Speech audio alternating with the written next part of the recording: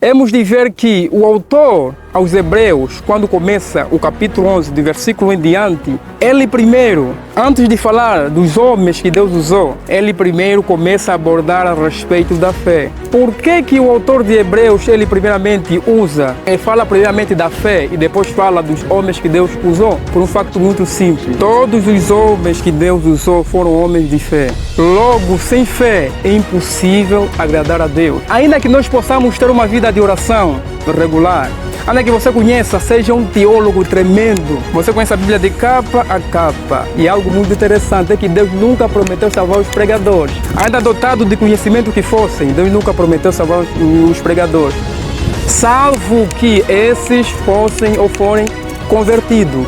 E se nós simplesmente entramos em oração, não é? Em evangelizar, pregar o evangelho, orar, repreender muita coisa sem fé, nós vamos nos tornar meros aventureiros, assim digo, em outras palavras.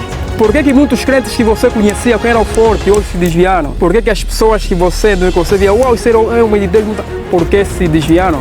Há muita diferença entre ter fé e estar na emoção. O livro de Hebreus é um dos únicos livros em toda a Bíblia que mais clareia a respeito do assunto de fé.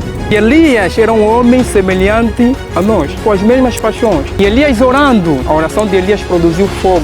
Não é a oração de Elias que produziu fogo, é a fé de Elias que fez com que Deus respondesse a Elias. É o mesmo Deus que dá a fé ao homem e que dá a razão ao homem. Logo, existem duas coisas. A fé aponta para as coisas espirituais. Para que nós possamos entender as coisas sobrenaturais, Deus concede fé. Para que nós possamos entender as coisas materiais, físicas, Deus concede a razão. A fé é o único instrumento que faz com que as nossas orações sejam atendidas. Logo, para que nossas orações sejam impactantes, tremendas, para que nós possamos marcar essa geração, irmão, não é andar na emoção. Podemos ler a Bíblia, Jesus, muita coisa. Temos de ter fé. Nós estamos a esquecer a ter fé. Estamos a falar de todos os assuntos, menos da fé. Você sabia que o diabo, ele não fica muito interessado no teu tempo devocional? Você vai falar para esse irmão Mateus está contra. Não, eu estou contra. Sabe disso que o diabo não se preocupa muito em teu tempo devocional. A Bíblia fala assim, que o diabo anda ao redor, rugindo como leão, procura quem possa devorar. Não tem nada que atrai, até bem dizer, o diabo do que a fé verdadeira. O que faz com que as feiticeiras sejam atraídas pela pregação? Não é o charme do pregador, pode ser bonito, pode ser licenciado, pode ser tudo, meu irmão, não é o teu estado, não é a tua eloquência, é a fé. Todo homem de fé dificilmente não terá um crescimento espiritual. Ele terá, no tempo oportuno, terá um crescimento espiritual. Então nós olhamos que atualmente a igreja, nós os crentes, estão a deitar a fé em qualquer solo como se fosse algo desprezível. E se esquece que sem fé é impossível agradar a Deus. Se sem fé é impossível agradar a Deus, também sem fé você não tem uma oração impactante. E sem fé você não tem uma adoração verdadeira. Esquece, nunca terás uma adoração verdadeira sem fé. Nós temos bons teólogos, mas são que estão perdidos, precisam se converter porque eles não têm fé. Quando eu estava a ler a W. Tozer, ele fala que os cristãos modernos, quando eles pensam em Cristo, Cristo não passa de uma hipótese, ou seja, de uma ideologia. Por quê? Porque eles pregam como se Cristo fosse real, mas vivem como se Cristo não fosse real. Não se tem grandes pregadores, grandes homens de Deus, sem que antes tenhamos homens de fé. Naquele tempo de Charles Spurgeon também existia grandes arautos que Deus levantou, como o D.L. Moody. D.L. Moody foi um sapateiro que todas as vezes quando ele via as proezas, a maneira que Deus usava Charles Spurgeon, então o que ele fez?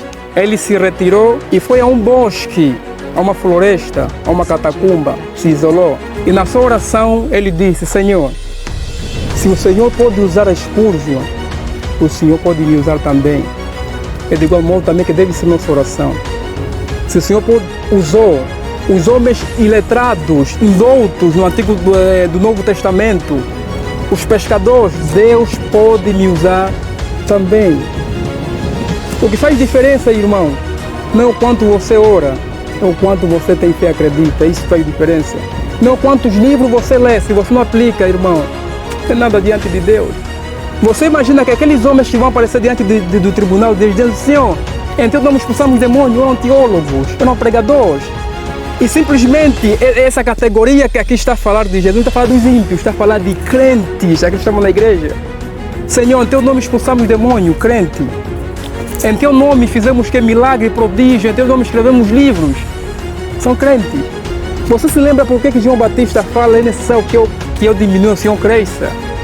Esse eu que está me referindo que eu diminua, o Senhor cresça. Eu, ego. Quer dizer que eu diminua, o meu ego diminua. Por quê? Porque quando o homem,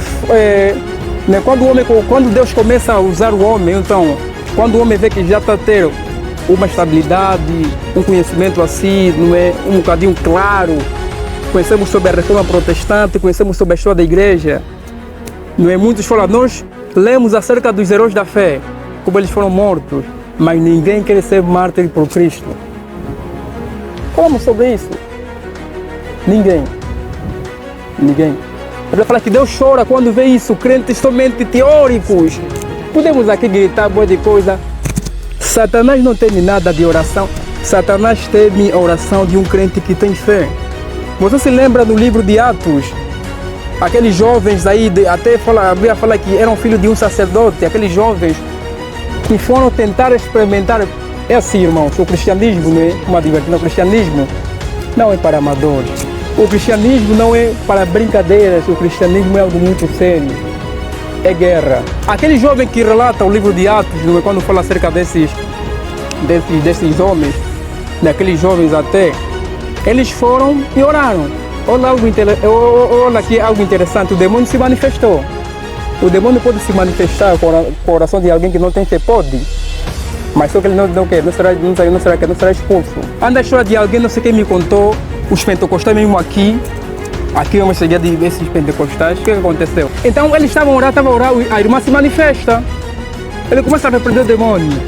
Então vem o irmão e ajuda a falar, irmão, sai daqui, esse demônio é meu. Também procura todo demônio, porque esse demônio fez se manifestar. Também procura outra pessoa para se manifestar, vai lá, eu aqui, não quer pedir ajuda, tá vendo? Assim a pessoa que tem fé, deixa crente. Então o demônio pode até se manifestar, mas isso não é que a manifestação do demônio não quer dizer que nós somos mesmo, temos uma fé ativa. Não é isso, irmão.